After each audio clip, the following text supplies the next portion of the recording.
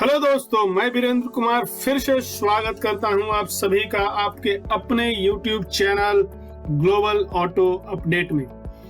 तो चलिए दोस्तों, शुरू करते हैं आज का अपना global auto update.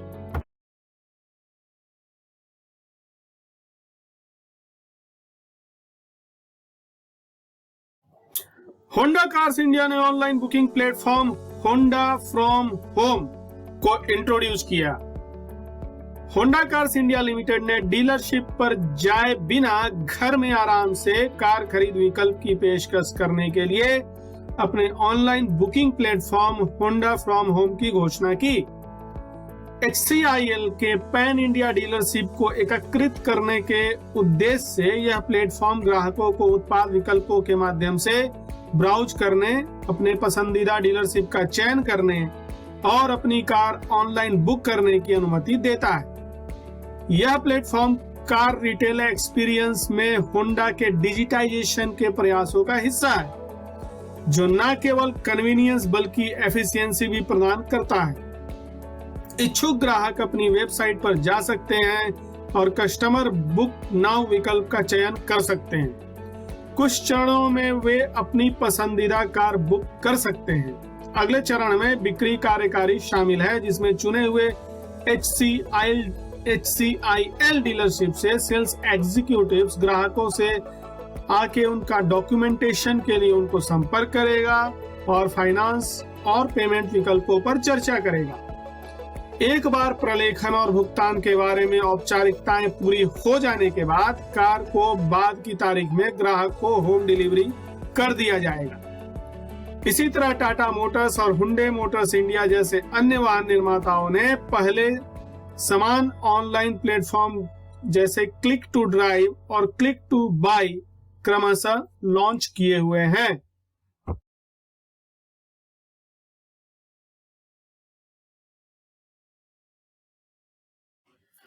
Volkswagen India online retail sale और सर्विस प्रदान करेगा। Volkswagen इंडिया ने घोषणा की कि वह सेल्स और सर्विस पोर्टफोलियो का डिजिटाइजेशन कर रही है, जिसमें उसने 137 सेल्स और 116 सर्विस टच पॉइंट्स को इंटीग्रेट किया है। कार निर्माता के अनुसार ऑनलाइन रिटेल प्रोसेस सरल और परेशानी मुक्त है और एक end to end contactless experience प्रदान करती है। कस्टमर के इंटरेस्ट शो करने से लेकर कन्वर्सेशन विद सेल्स कंसल्टेंट और व्हीकल हैंडओवर प्रोसेस तक सारी प्रक्रियाएं वर्चुअल होंगी।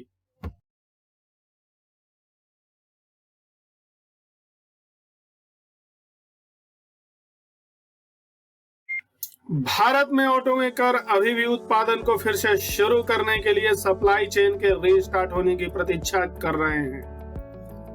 मारुति, टोयोटा, टाटा मोटर्स और मर्सिडीज बेंज सहित ऑटोमोबाइल कंपनियों ने अभी तक उत्पादन शुरू नहीं किया है, यह कहते हुए कि पूरी सप्लाई चेन, जिसमें कंपोनेंट सप्लायर्स और डीलर भी शामिल हैं, उसको फिर से उत्पादन शुरू करने की आवश्यकता है। RC भार्गव ने कहा कि मारुति सुजुकी इंडिया तब तक परिचालन शुरू नहीं करेगा जब तक कि वह कंटिन्यूअस प्रोडक्शन और सेल्स ना कर सके, जो इस समय कतई संभव नहीं दिख रहा है। इसी तरह टोयोटा ने कहा कि ऑटो सेक्टर के लिए उत्पादन शुरू करने के लिए यह आवश्यक है कि सप्लाई चेन का संचालन शुरू हो, जिसका अर्थ केवल आपूर्तिकर्ता ही नहीं बल्कि डीलर भी हैं। टाटा मोटर्स ने कहा कि कंपनी को परिचालन फिर से शुरू करना है और वो अभी भी सप्लाई चेन और डीलर्स के रेडी होने का इंतजार कर रहा है। सप्लाई चेन और वर्कफोर्स रिलेटेड चुनौतियों के बीच लॉकडाउन हटाए जाने के बाद HMSI, Honda motorcycle scooter India और यामाहा ने कहा कि वे अपने संबंधित प्लांट्स में ऑपरेशन फिर से शुरू करने के लिए आशान्वित हैं।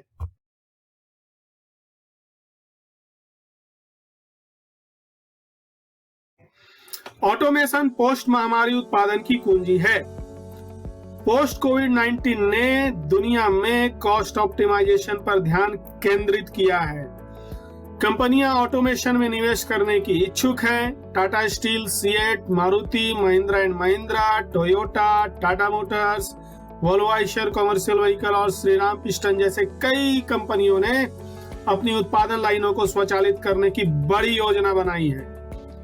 ऑटोमोबाइल मैन्युफैक्चरिंग में रोबोट का राइज करना इनएविटेबल था। महिंद्रा एंड महिंद्रा ने most of the body shop, paint shop और parts of the final assembly lines को स्वचालित किया है। टाटा स्टील मशीनरी मेंटेनेंस के लिए थाउजेंड्स ऑफ कॉन्ट्रैक्ट वर्कर्स का उपयोग करता है।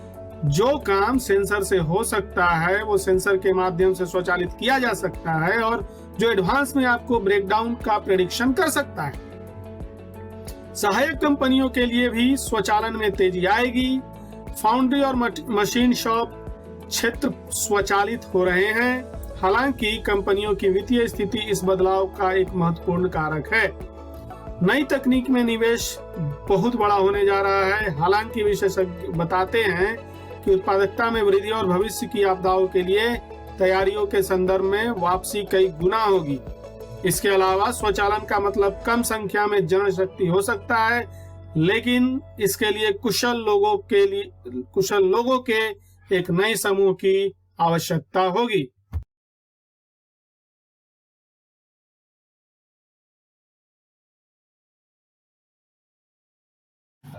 कोरोना वायरस प्रभाव।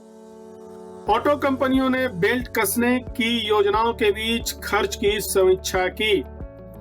कोरोना वायरस महामारी ने मार्केटिंग, आउटपुट एक्सपेंशन और न्यू प्रोडक्ट डेवलपमेंट के विकास पर खर्च सहित सभी वाहन निर्माताओं की निवेश योजनाओं को परेशान किया है।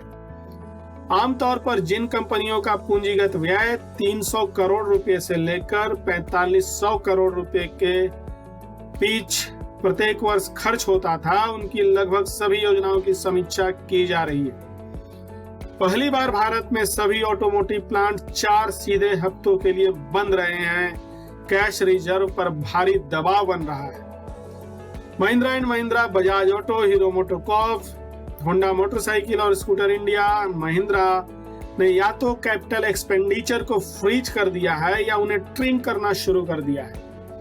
केवल प्राथमिकता वाले खर्चों की ही मंजूरी दी जा रही है।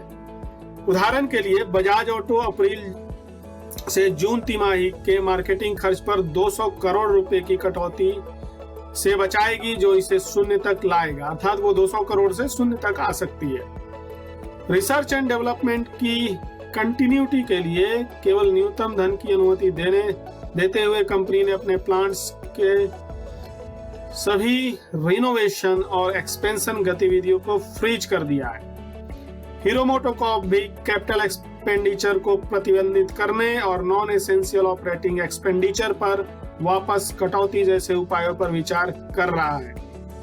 चूंकि R&D द्वारा नए उत्पाद विकास की निरंतरता पर खर्च अनअवॉइडेबल होता है, हीरो केवल उन परियोजनाओं को फंड देगा जो एक टॉप ऑफिशियल ने कहा हो।